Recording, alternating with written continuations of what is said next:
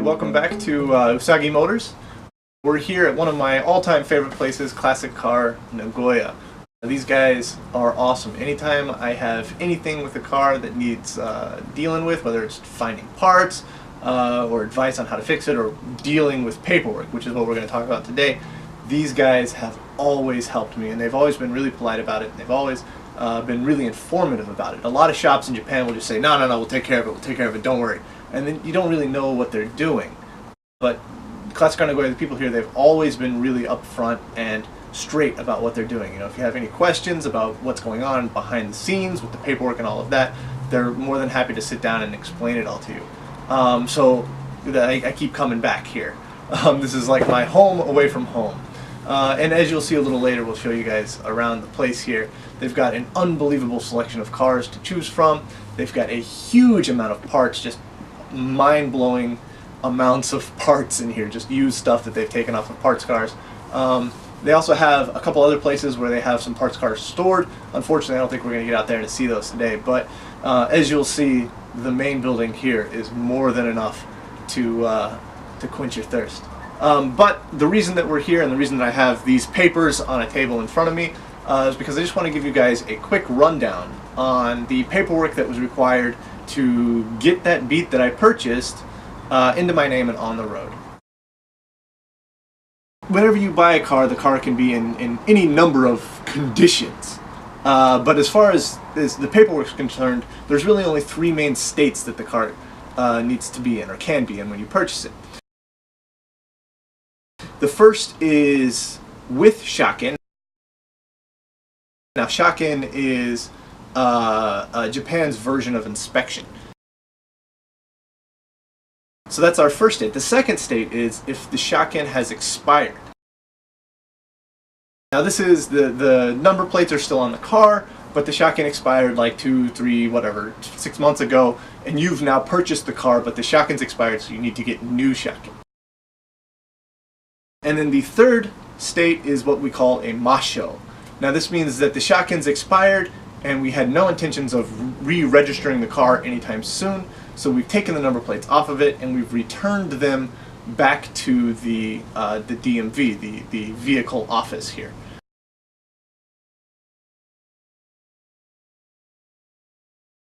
Then you get a special Shaken paperwork back, and then that requires a whole different process to re-register based on the shop. So the shop has a lot of extra work to do, or a lot of different work I should say, based on whether the car has expired Shaken or Mashoed Shaken.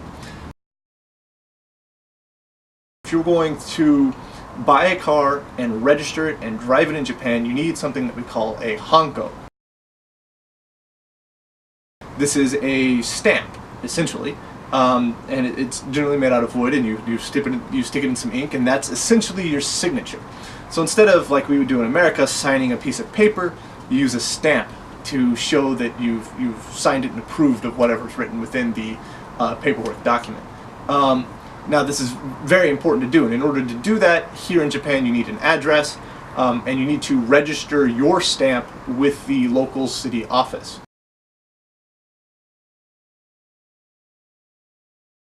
And when you do that, the local city office will keep a piece of paper there that we call a inkan shomeisho. So this is just like a piece of paper that proves that you have a stamp registered to that city office. Now this is important. That piece of paper is important for one of the registrations you do, but pretty much anything you do that requires your signature, that signature is actually your stamp. So you have to have that stamp regardless. So that's, before you do anything, you got to make sure that you have that stamp and that you have a legal address here in Japan. Now for my Beat, the one that I purchased, it has Shaken on it already. It's got Shaken until I think April of next year. So I didn't need to worry about getting it inspected. All I really had to do was change the name over to my name so that I could start driving it.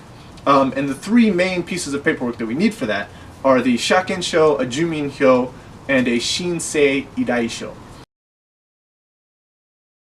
The Shaken-sho is just this one I have here on the top. Every car has one of these. This is essentially the title and the inspection paper all rolled into one. It's got all sorts of great information about the car, like the chassis number, the engine number, the displacement, the length, the width, the weight, the current owner's name and address, the last time it was inspected, and all of that information is right on here. So this is by far the most important piece of paper. If you lose this piece of paper, your car is a giant paperweight. The amount of effort to try and get the DMV to reissue one for one that's been lost or destroyed is ridiculous. So most shops won't even bother. So sometimes you'll see a very nice classic car that doesn't have this wonderful piece of paper and it becomes a parts car. That is a wonderful quirk of Japanese government, but it's something that you have to live with here. So make sure that whatever you buy has this piece of paper. If it doesn't have this piece of paper, you're never going to be able to register it and drive it on the road. Or for that matter, export it, because you need this paper for the car to leave the country. When you get this piece of paper, it'll have the previous owner's name and address on it. So this is what you are going to give in to the DMV. They're going to destroy it, print out a new one for you, and then that'll be your holy grail of paperwork. The next one was a Juminhyo. Alright, now this is essentially a proof of address. You get this from the local city office. You go down there and you say, hey, I need a Juminhyo, you pay a couple hundred yen, they print one out for you, and then you give that to the shop when they're doing all the registration for you. Again, you need an address here, and you need to have that address registered with the local city office. But it's a fairly easy piece of paper to get. The last is a Shinsei Iraisho. There's a lot of very cool information on here, but you don't really need to know any about that. The shop is pretty much going to fill out all the important stuff for you. All you have to do is sign it and stamp it. That's it. You just need these 3 pieces of paper. That's all I had to fill out. I stamped a few pieces of paper. We gave it to our good friends here at Classic Car Nagoya. They did all the legwork for us, and the car was registered, and I was driving it within a week. If the car needs shaken, you get all 3 of these pieces of paper, but you also have to purchase Jibaiseki Hoken. As far as things that you need to prepare for Jibaiseki Hoken, it's nothing except for money. Jibaiseki Hoken lasts the term of the inspection, which lasts 2 years, but it's mandatory insurance. It costs about 27,000 yen, whether it's a K or a full-size car.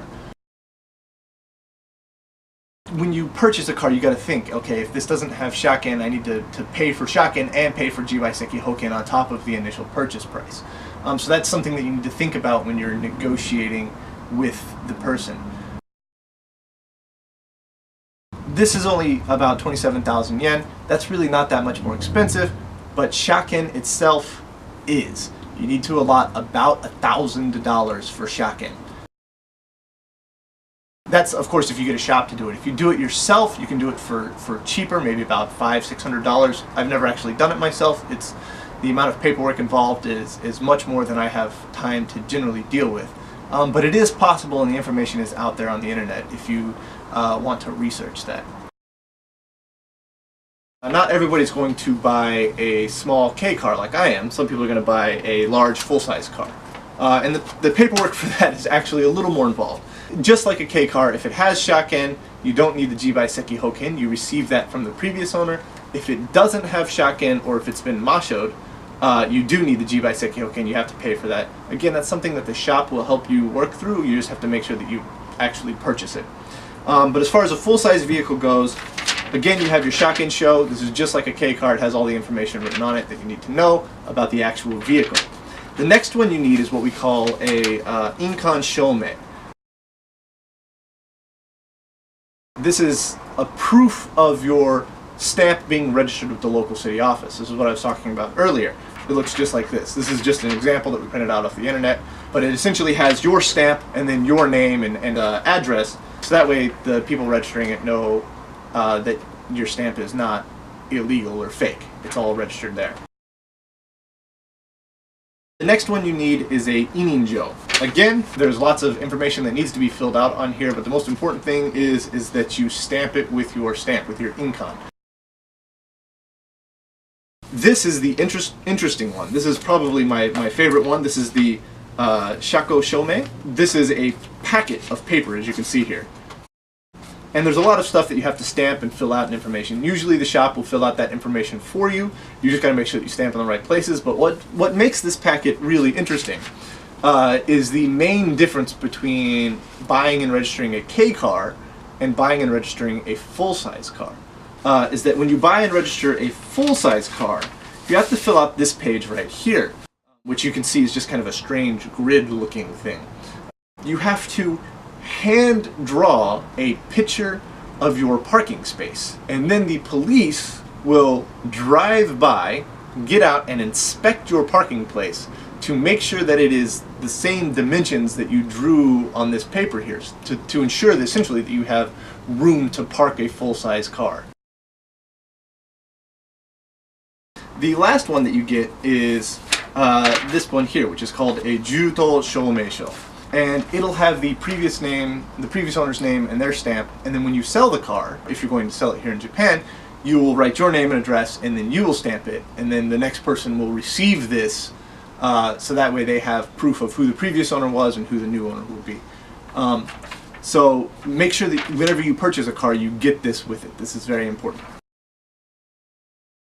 So that's it. It's a paperwork nightmare. I think I spent about 10 to 15 minutes talking about it. But hopefully this kind of clears it up, and so whenever you come to Japan and purchase your first car, you're not quite as confused. But I think you're tired of listening to me talk, so let's take a look around the place and see what kind of cars they have hanging around here.